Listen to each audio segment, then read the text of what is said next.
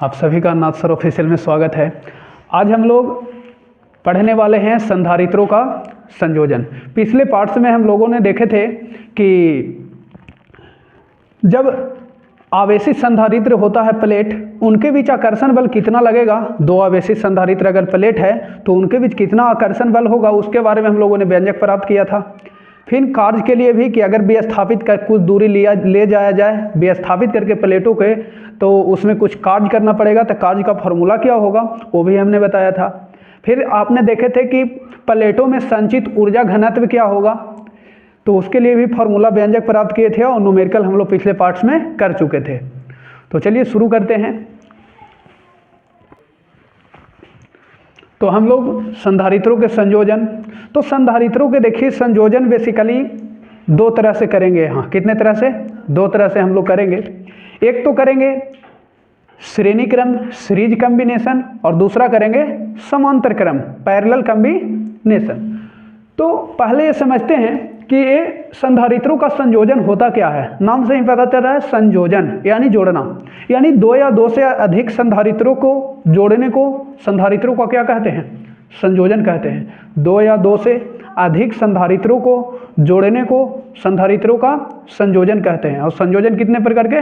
दो प्रकार के, श्रेणी क्रम और समांतर। ऐसे मिश्रित भी होता है, वो भी पढ़ेंगे, लेकिन पहले हम लोग ये दोनों को देख लेते हैं। श्रेणी और समांतर क्या होता है, कैसे इसका व्यंजक न्यूमेरिकल क्या क्या आता है। तो देखिए, तो ये हमने कुछ आपका लिख दिया है कि संधारित्रों का संयोजन क्या होता है। तो दो या दो से अधिक संधारित्रों को जोड़ने को संधारित्रों को क्या कहते हैं? संयोजन। इसका संयोजन विशेष रूप से कितने प्रकार से करेंगे? दो प्रकार से। पहला है श्रेणी क्रम। कौन क्रम? श्रेणी।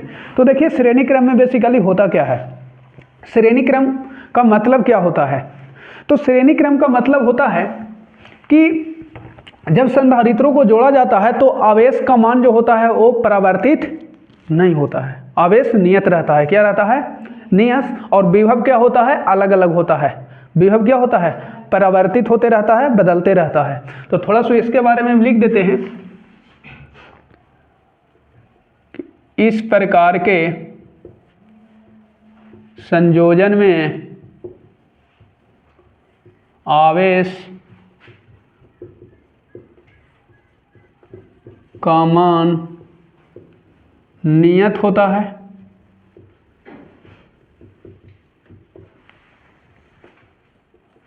जबकि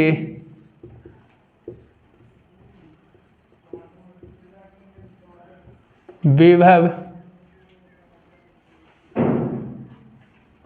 का मान अलग अलग होता है।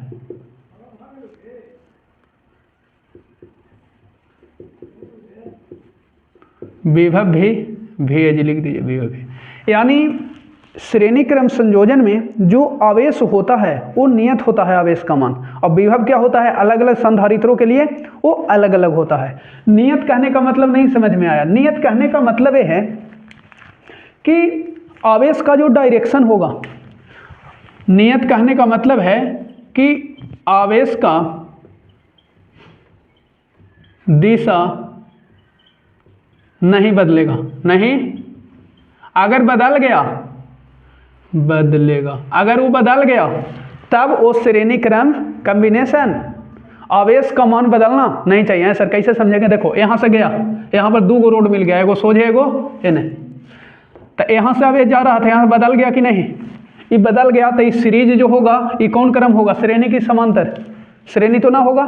श्रेणी में लिखा है कि आवेश का मान नियत होता है। कुछ होता है, दिशा परिवर्तन नहीं होना चाहिए। यहाँ का हो गया कि ना हो गया, तो बोलो ई कॉम्बिनेशन श्रेणी होगा। नियत का मतलब समझ में आया कि डायरेक्शन बदलना नहीं चाहिए, एक ही डायरेक्शन से जा रहा है आवेश, जाते रहेगा। जी चाहे कोई भी कैपेसिटर लगा लीजिए, संधारित्र, कोई भी संधारित्र लगा लीजिए, आवेश का जो रास्ता है जा रहा है वो रास्ता से जाते रहेगा। अगर उसका रास्ता चेंज हुआ, अगर उसका रास्ता चेंज हो गया, दो गो कै गो एने चल गया था ना, एहो श्रेणी है, यहाँ जोड़ दो ना, एक हो जी है श्रेणी है, हो जी है भी। यहाँ से अभी दो गो रास्ता ना गया है, एक ही गो से ना जा रहा है मुड़ के। यहाँ से जैसी मान ली कि दो गो निकला तभी कोची में हो जाता है, यहाँ से समांतर कोची हो जाता है। यहाँ से एक गो गया मुड़ के, तो उसको ना कहेंगे कि समांतर, वो कोची है श्रेणी है, कोची है श्रेणी है। जब दो को कन्नी निकले वहाँ से, एक से ज़्यादा कनेक्शन जब निकले किसी बिंदु से, तब उस समझ लेना है कि वो श्रेणी नहीं है। ठीक है।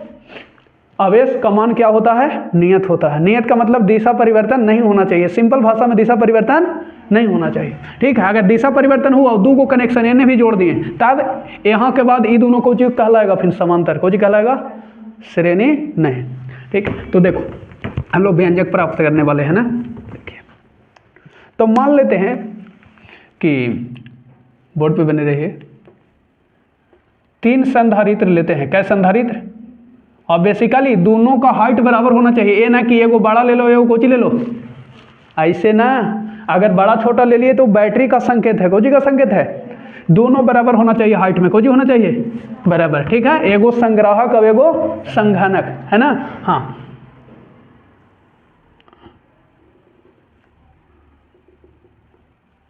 तीन को ले लेते हैं बेसिकली संधारित्र।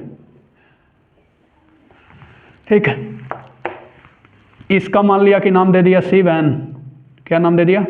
इसका मान लिया कि संधारित्र की धारिता C2 और इसका C3। इस पे मान लिया कि प्लस आवेश है। कौन आवेश है?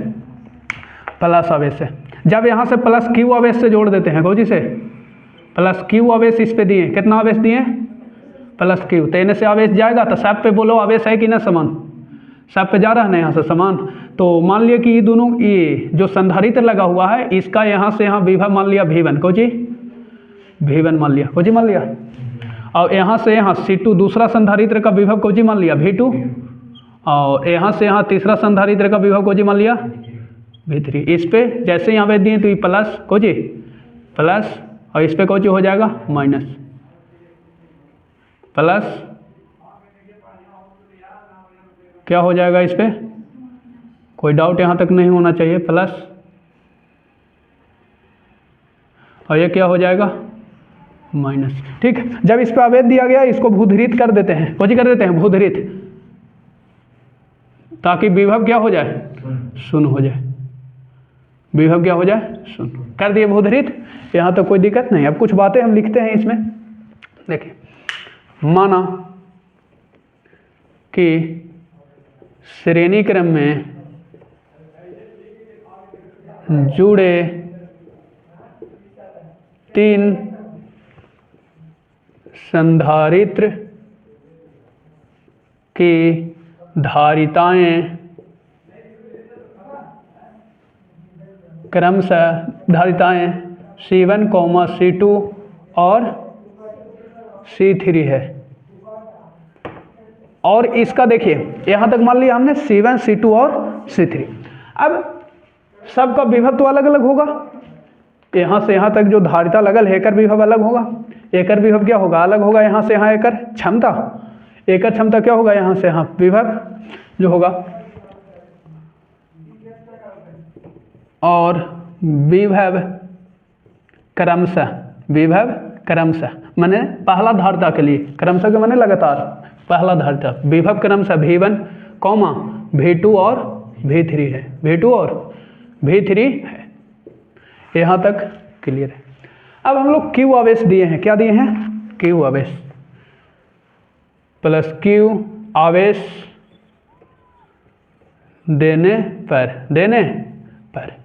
देखो, एक बात ध्यान में रखना है कि जो बदल रहा है, कौन बदल रहा है जी? विभव की धारा।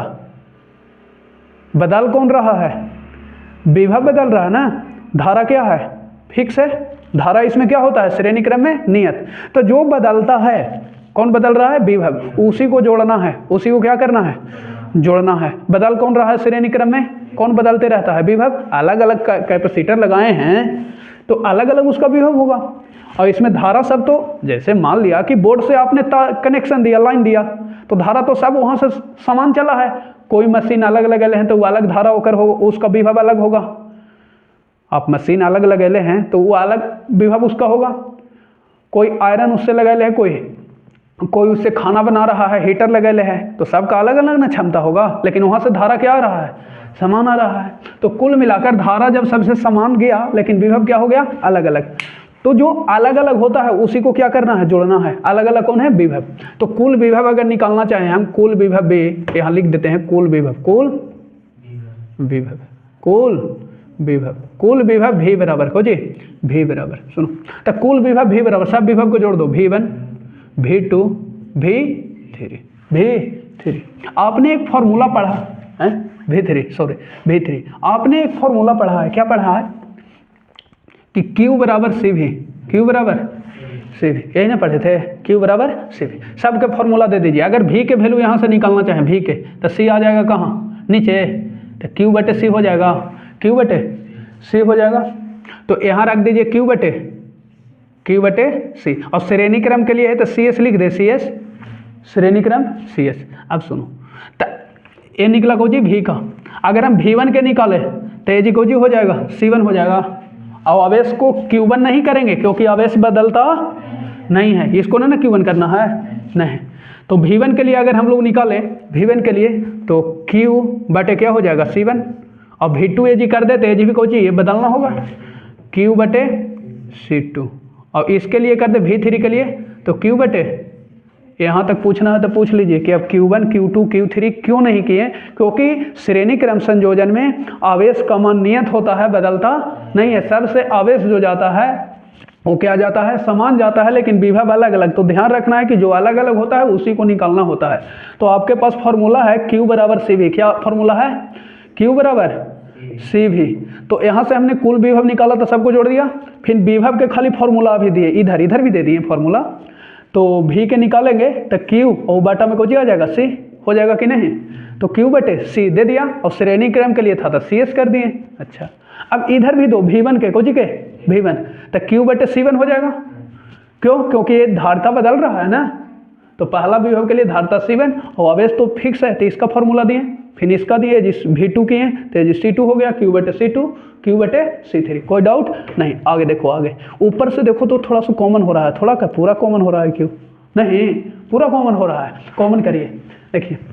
तो यहाँ हो जाएगा Q बटे CS बराबर, ऊपर से देखो Q कॉमन, तो Q कॉमन हो गया तो 1 बटे C1 1 बटे C2 1 बटे C3 यहाँ से देखो ये कट जाएगा, क्या होगा, कट जाएगा, तो एक ऊपर बचेगा, क्या बचेगा, 1 बचेगा।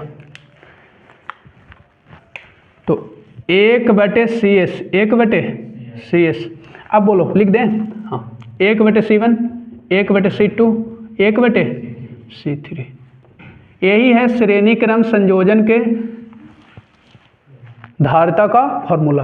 है सर 3 गो धारता लिए थे, 4 गो धारता, 5 गो धारता, कईयों को धारता लीजिए, सब ऐसे जोड़ते जाएगा बेटा में, क्या होगा, 3 गो लिए थे, 4 गो लेंगे तो 1 बटे C4, 5 गो लेंगे तो 1 बटे जय गो लीजिए, कोई दिक्कत नहीं।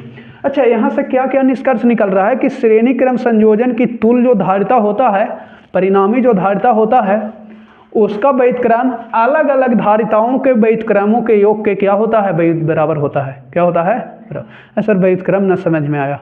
व्युत्क्रम का मतलब होता है कि जब दो संख्याओं को गुना किया जाए तो दोनों का गुणनफल कितना हो, 1 हो, कितना हो, 1 हो। जैसे 5 में किससे गुना किया जाए कि 1 मिलेगा, तो बस 1 बटे 5, क्या बात कर रहे हैं सर, 5 का व्युत्क्रम 1 बटे 5 और 1 बटे 5 का व्युत्क्रम 5 नहीं।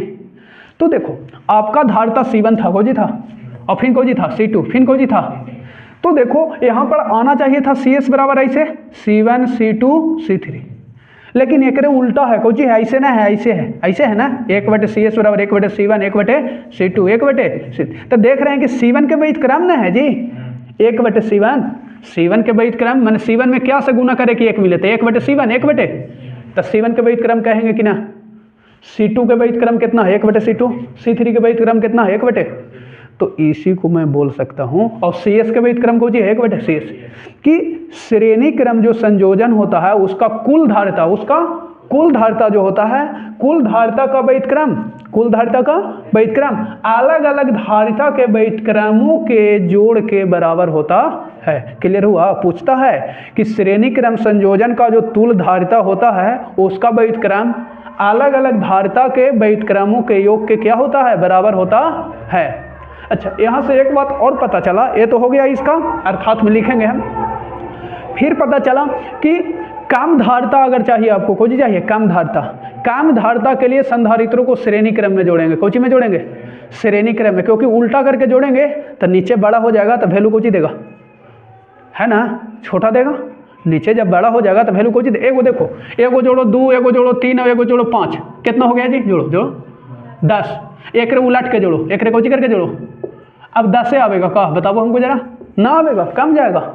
तो यहाँ से सवाल पूछता है, 3 गो संधारित्र दे देगा और कहेगा, लिख देगा ना कि 1 माइक्रोफैराड और 2 माइक्रोफैराड और दे देगा 3 माइक्रोफैराड और कहेगा कि न्यूनतम धारिता प्राप्त करना है। तो कौन क्रम में जोड़ेंगे, 4 ऑप्शन, मिश्रित क्रम, समांतर क्रम, श्रेणी क्रम, कोई क्रम ना।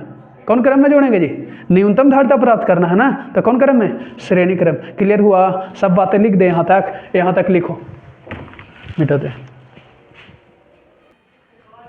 तो ये हमने लिख दिया कि संधारित्रों के श्रेणी क्रम संयोजन में जो प्राप्त जो धारिता होगा उसका व्युत्क्रम, प्रत्येक धारिता के व्युत्क्रम, प्रत्येक जो धारिता C1 था, C1 का व्युत्क्रम, C2 का व्युत्क्रम, C3 के व्युत्क्रमों के योग के क्या होता है, बराबर।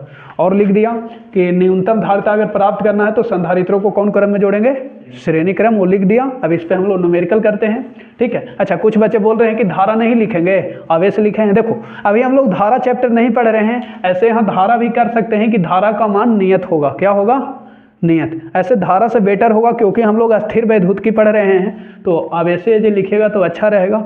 ऐसे धारा भी लिख सकते हैं कि धारा इसमें बदलता नहीं है, क्या बदलता है, विभव, विभव परिवर्तित होते रहता है, ठीक है। तो देखिए न्यूमेरिकल,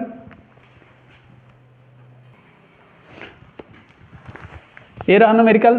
3 संधारित्र की धारिताएं दिया गया है, 0.5, 0.3 और 0.2 माइक्रोफैराड है। तो कह रहा न्यूनतम धारिता प्राप्त करें।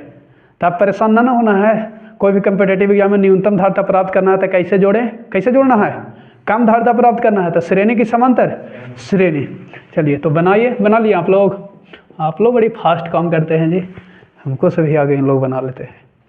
होना ही चाहिए, कॉन्सेप्ट देने के बाद एकदम न्यूमेरिकल छोड़ना नहीं चाहिए, जैसे न्यूमेरिकल आवे सबके क्लियर करना है। तो श्रेणी क्रम में जोड़ा है, यही जोड़ा है ना। चलिए ए C1 बराबर मान लीजिए ए C1 है, ए C2 है और ए C3, श्रेणी क्रम है। तो C1 के वैल्यू कितना है जी, मान लेते हैं 0.5 माइक्रोफैराड और C2 का वैल्यू कितना है 0.3 माइक्रोफैराड और C3 तीन गो है ना, 4 गो के लिए भी बनेगा 2 माइक्रोफैराड। तो निकालना है CS, श्रेणी क्रम में जुड़े संधारित्रों की धारिताएं। तो चूंकि हम जानते हैं we know that 1/CS is equal to 1/C1 plus 1/C2 1/C3, यही है ना। चलिए तो 1/CS is equal to 1/C1, C1 के वैल्यू कितना है 0.5 प्लस C2 का वैल्यू है 0.3 प्लस 0.2। यहाँ से बहुत सारे लोग परेशान हो रहे हैं, परेशान ना हो, वो देखो देखो जरा, देखो एक झलक देखो। आप इसको ऐसे लिख सकते हैं ना, 1/0.5 को ऐसे तो लिख सकते हैं, दशमलव के बाद 1, दशमलव के बाद दाईं और 1 अंक से 1 0, अभी 0 से 0 काट दीजिएगा। ये कटता है ऐसे, गलती है ना काटना है ऐसे, ना काटना है। ये 0 का कोई वैल्यू नहीं है, इसको ऐसे हटा देना, मैंने कुछ इसी को लिख देना ऐसे 5/10, ठीक है। अब सुनो, तो यहाँ लिखा जाएगा 5/10, 5 लिख दें। चलिए 5 अब बाटा में 10 कैसे आ गया, ऐसे आ गया। चलिए ऐसे 0 है जी, दिखा दीजिए, कोई दिक्कत नहीं। 1/, तो 0.3 बटा कितना हो जाएगा, दशमलव को बदले 1 और दाईं और 1 अंक है तो 1 0, ठीक है। चलिए 1/02 अब बटे कितना हो जाएगा 10। अब ये 10 कहाँ चल जाएगा, चौथा पद है ना, ऊपर चाहिए। चौथा पद कैसे समझो, ई मेन बटा है, ये 1 है और यहाँ है 0.5 और बटे 10। सुनो, ई मेन बटा के ऊपर भी अंश बटे हर होता है और नीचे भी, ठीक है। तो ये 1 है, 1 का नीचे कुछ नहीं है तो कुछ ही समझना, 1 क्या समझना, 1। ये चौथा पद कहाँ जाता है, ऊपर, और ये 5 इसके साथ रहेगा तो ये 10 चल जाएगा ऊपर, देखना 1/CS 1/, ये 10 कहाँ पे, 2 ऊपर। सुनो, तो 10 जाकर ऊपर गुना हो गया 1 में तो 10, और ये 0.5 को खाली 5 लिखो, ये 0 का कोई वैल्यू नहीं है, बाईं और खाली 0 है तो प्लस, ये 10 कहाँ चला जाएगा ऊपर, और बाटे कितना 3 प्लस 10 कहाँ चल जाएगा ऊपर, बाटा कितना खाली बचेगा 2। यही 0 की जगह कोई और रहता 1 तो इसको हटाते ना 2, वैसे रह देते नहीं। मान लिया कि ऐसे रहता, अभी ऐसे है ना 0, मान लिया कि ऐसे देता 1/2.5 कुछ और देता तो इसको हटावेंगे थोड़ी, वैसे रहता 25 से। हाँ ठीक है, देखो तो यहाँ तक क्लियर हो गया, अब बन गया। एलसीएम ले लीजिए, खोजी ले लीजिए एलसीएम। 5 3 और 2, 5 3 और 2 ना कटेगा तो गुना, पति 15 दूनी 30, 30 में भागा दीजिए, 5 का क्या बार पढ़ेंगे जी, 6 दहाइयों 60, 3 दहाइयों 30, 10 दहाइयों 2 से 15, 15 दहा 150, 1/CS, 1/CS जोड़ दो जी, कितना हो गया, जोड़ आता है ना 160 और वो कितना 310, 310/30, यही ना, इसको काट दो, कट जाएगा, 1 0 से 1 0। ये देखो तिरछा तिरछी गुना, तिरछा तिरछी गुना, तिरछा तिरछी गुना या उलट पलट दो ना जी, नीचे वाला ऊपर, ऊपरे वाला नीचे, तो CS/, ये ने उलट दिए हैं तो उन्होंने उलट देंगे, 3 जाएगा ऊपर और 31 आएगा, कोई दिक्कत नहीं होना चाहिए, ठीक है। अब ये एक नीचे छिपल रहता है, छोड़ो छिपल रहेगा, तो कितना हो गया 3/31 माइक्रोफैराड, माइक्रो, इसी को दशमलव में बदलने लो, भाग देके 31 से भाग दे दो 3 में, कितना में भाग ना लगेगा दशमलव, दशमलव को बदले 0, फिर भाग ना लगेगा 0, हो जाएगा 0, तो फिर 0 बैठेगा जी, तो कै बार में लगेगा 3, 9 बार में लगभग, कै बार में 9 बार में, कितना 9, तो इसी को लिख सकता है CS = 0.09 माइक्रोफैराड, इसी को और लिखना है आगे तो लगभग में लिख सकता है, इतना ऑप्शन ना दे तो 0.1 माइक्रोफैराड भी, कितना देख लो, बातें समझ लो, बहुत सारे विद्यार्थी गलती करते हैं, इतना ना देगा तो इतना भी देगा, इतना 0.09 माइक्रोफैराड, इसी को हम 0.1 माइक्रोफैराड भी लिख सकते हैं, क्यों, सुनो, क्योंकि 0 के बाद 5 और 5 से बड़ा अंक होता है तो पहले 1 जोड़ते हैं, नहीं तो ये सब देखते रहना, अप्रोक्सीमेट वैल्यू भी ध्यान रखना है, ठीक है। तो यहाँ तक लिखिए, दूसरा न्यूमेरिकल लाते हैं, सब लिख लो आंसर। अब वो पूछ रहा है कि ये वाला फार्मूला काहे लगा दिए, यहाँ लिखल है कि न्यूनतम धारता प्राप्त करना है, कौन धारता, न्यूनतम, तो न्यूनतम धारता जब प्राप्त करना है, फार्मूला याद रखो श्रेणी क्रम के ही लगेगा, कौन क्रम के, परेशान ना होना है, अब ना होगा जी, हेलो, ठीक है ना, हाँ देखो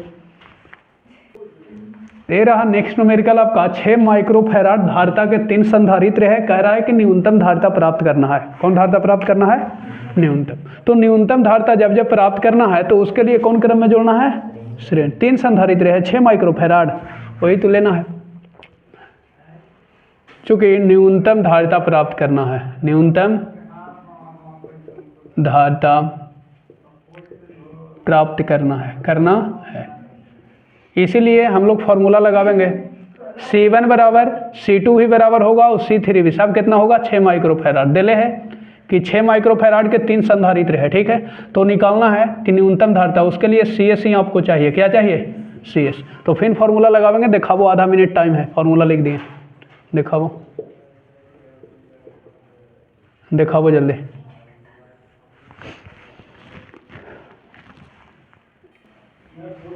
बना लिए, दीजिए,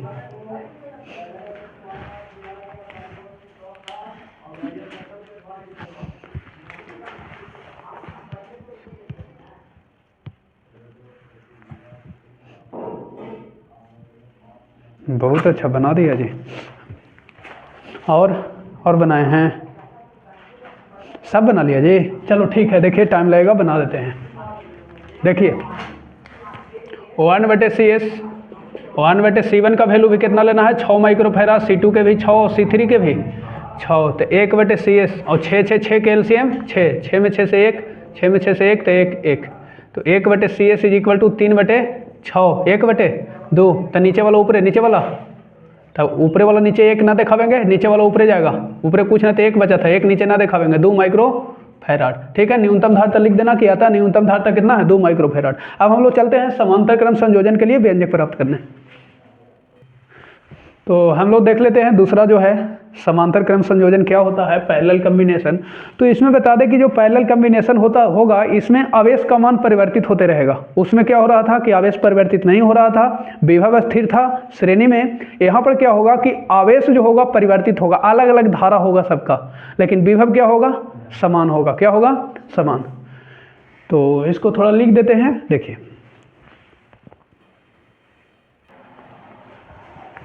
लिख दिया कि इस प्रकार के संयोजन में जो होगा आवेश का मान क्या होगा, परिवर्तित होगा, आवेश का मान क्या होगा, बदलेगा, धारा का मान क्या होगा, डायरेक्शन चेंज होगा, धारा का जैसे ही डायरेक्शन चेंज हुआ, यहाँ से गया, यहाँ से चेंज हो गया, कुछ हो गया, तो कौन क्रम में वो जोड़ा हुआ होगा, समांतर क्रम।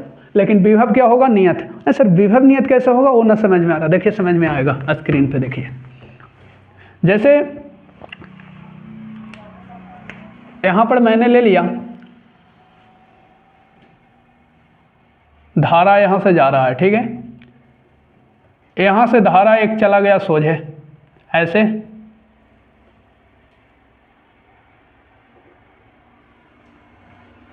चला गया, एक चला गया ऐसे,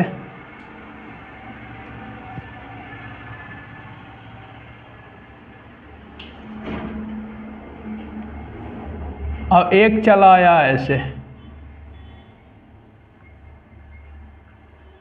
ठीक है, थोड़ा दोनों बराबर होना चाहिए। और फिर आके क्या हो गया, ऐसे गया, ऐसे गया, ऐसे, यहां से डायरेक्शन चेंज हुआ कि ना, अब ऐसे, अब यहां आके फिर मिल गया। तब विभव जो होता है फर्स्ट और लास्ट बिंदु, यहां ये दोनों के बीच विभव होता है, क्या होता है, विभव। भी क्या होगा, विभव क्या होगा, समान। इसको अटैच कर देते हैं, भूधृत कर देते हैं, फिर आवेश देखो ऐसे ऐसे निकल गया आके, एक ही बिंदु पे फिर वही डायरेक्शन में आ गया। तो यहाँ पर फाइनली देख रहे हैं कि जब Q आवेश दिया गया, क्या दिया गया, Q आवेश जैसे ही दिया गया वैसे ही धारा यहाँ से क्या हो गया, बट गया, अलग अलग हो गया। ये मान लिया कि Q1 हो गया, और ये मान लिया कि गौजी हो गया, छोटा Q ले लें, चलिए छोटा Q ले लिए, छोटा Q1 हो गया, ये क्या हो गया Q2, ये क्या हो गया Q3। लेकिन इसका जो विभव है वो क्या है, समान है, विभव क्या है, समान।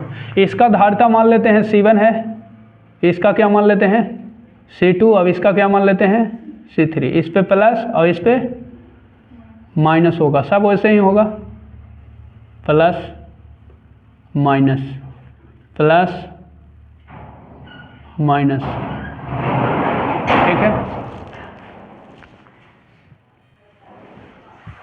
ये हो गया यहां तक। अब देखो इसको भूधृत कर देते हैं,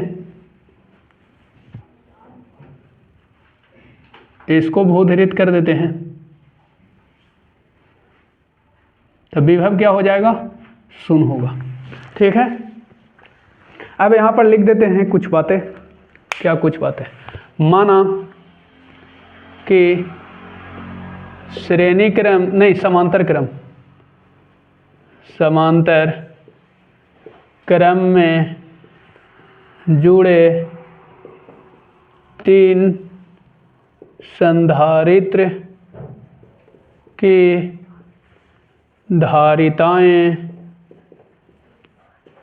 C1, C2 और C3 है, और इनके सिरों के बीच एक सिरा ए और एक सिरा ए भी अगर मान ले सिरा, और इनके सिरों AB के बीच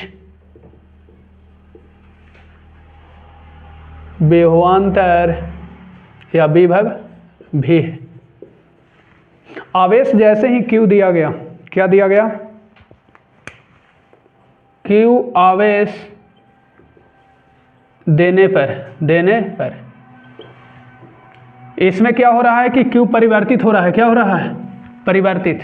तो जो परिवर्तित होता है उसी को ना जोड़ते हैं, उसी को जोड़ते हैं, इसलिए Q बराबर जो हो जाएगा finally Q1 Q2 plus Q3।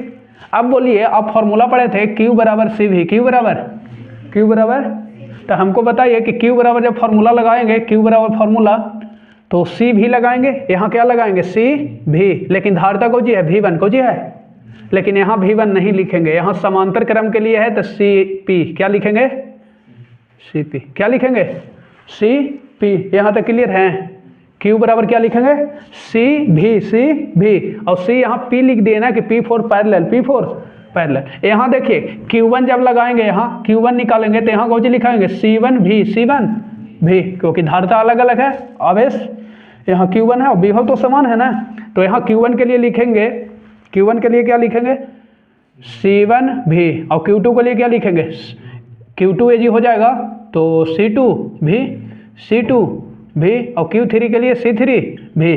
कोई डाउट नहीं। अब देखो कॉमन हो रहा है भी क्या कॉमन हो रहा है, तो CP भी ले लीजिए कॉमन, तो क्या हो जाएगा C1 C2 C3।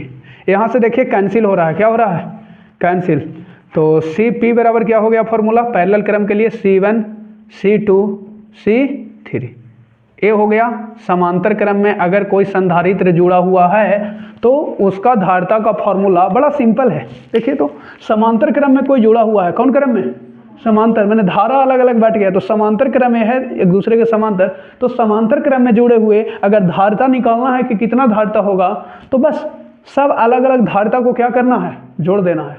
मैं कह सकता हूं कि समांतर क्रम में जुड़े हुए संधारित्रों का जो तुल्य धारिता होता है, परिणामी धारिता अलग अलग धारिताओं के जोड़ के बराबर होता है, व्युत्क्रम के नहीं। किसके बराबर होता है, जोड़ के बराबर होता है। यहां तक क्लियर है, तो इसको मैं लिख देता हूं और यहां से अधिकतम धारिता प्राप्त होगा, क्या होगा, डायरेक्ट में जोड़ देना। हाँ, एक उलट के जोड़ रहे थे, अब एक डायरेक्ट जोड़ रहे हैं, तो आपसे सवाल करता है कि अधिकतम धारिता प्राप्त करने के लिए संधारित्रों को किस क्रम में जोड़ा जाना चाहिए, समांतर क्रम में। ठीक है, तो लिखिए, लिख देते हैं इसमें। तो ये हमने संधारित्रों के समांतर क्रम संयोजन में जो परिणामी धारिता होगा, कुल धारिता, प्रत्येक संधारित्र की अलग अलग धारिता के योग के क्या होगा, बराबर होगा। जो समांतर क्रम में जुड़े हुए धारिता है, कुल धारिता, अलग अलग संधारित्रों को धारिता को क्या करेंगे, जोड़ देंगे। ये हो गया। अच्छा, यहाँ पर कुछ नोट में बातें लिख देते हैं कि अधिकतम धारिता प्राप्त करने के लिए, अधिकतम धारिता प्राप्त करने के लिए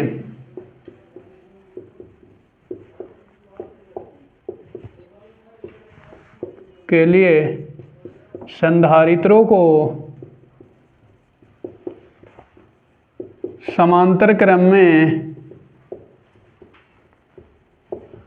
जोड़ा जाता है, जोड़ा जाता है। अधिकतम धारिता जैसे न्यूमेरिकल आ रहा है, लिखिए यहां तक। अब एगो पूछ रहे हैं कि सर C1 C2 C3 का दिए हैं। देखो एक सब के C नहीं रह देते, ना रह देते यहाँ, कहे नहीं, हमारा मन है कि यहाँ पर मान ली हीटर लगा देंगे, तार ले जाकर उन्हें, यहाँ पर मान लिया कि हम लगा देंगे वॉशिंग मशीन, यहाँ पर मान लिया कि लगा देंगे आयरन, तो सबके धारा अलग अलग होगा कि ना, तो मशीन भी अलग अलग है तो उसका क्षमता अलग अलग ना होगा, तो इसीलिए सबके CC ना लिखना है, सबके धारिता को जी अलग अलग। क्लियर है। हाँ। तो यह न्यूमेरिकल है, संधारित्र की धारिताएं दिया गया है और अधिकतम धारिता। तो क्या बात कर रहे हैं सर, अधिकतम कैसे जोड़ेंगे, उलट के कि सोझा डायरेक्ट जोड़ देंगे, क्योंकि अधिकतम धारिता प्राप्त करना है। पहले लिख लो ना, 3 संधारित्र की धारिताएं, C1 बराबर कितना 0.5 माइक्रोफैराड, C2 बराबर कितना माइक्रोफैराड 0.2 माइक्रोफैराड, और C3 बराबर कितना 0.3 माइक्रोफैराड। तो आपको CP निकालना है, समांतर क्रम में जुड़े, लिखेंगे कि चूंकि अधिकतम धारिता प्राप्त करना है, अधिकतम, ऐसे लिखना कोई ज़रूरी ना है लेकिन लिख देते हैं, धारिता प्राप्त करना है, इसीलिए सबके समांतर क्रम में यानी लगातार जोड़ दो, C1 C2 C3। ठीक है, ये फार्मूला सेट करके बना लीजिए। CP बराबर, C1 का वैल्यू कितना है 0.5, C2 का 0.2, C3 का 0.3, तो CP बराबर हो गया 5 2 7 3 10, एक अंक के बाद दशमलव, इसी को लिख सकते हैं 1 माइक्रोफैराड, 1 माइक्रो, और ओकरा में आया था 0.1 लगभग ना, श्रेणी में वही क्वेश्चन था। चलिए लिख लीजिए। आज के लिए इतना ही, अगले पार्ट्स में हम लोग मिलेंगे, कुछ और न्यूमेरिकल इस पे हैं, दोनों से कम्बिनेशन, श्रेणी और समांतर से संबंधित, और फिर हम लोग पढ़ने वाले हैं बांड डी ग्राफ जनरेटर क्या होता है। इस चैप्टर का लास्ट होने वाला है अब जल्द ही, फिर हम लोग पहला खंड समाप्त कर लेंगे नेक्स्ट पार्ट में, उसके बाद फिर चालू होगा दूसरा खंड, धारा वैद्युत की, करंट इलेक्ट्रिसिटी। तो thanks for watching this video.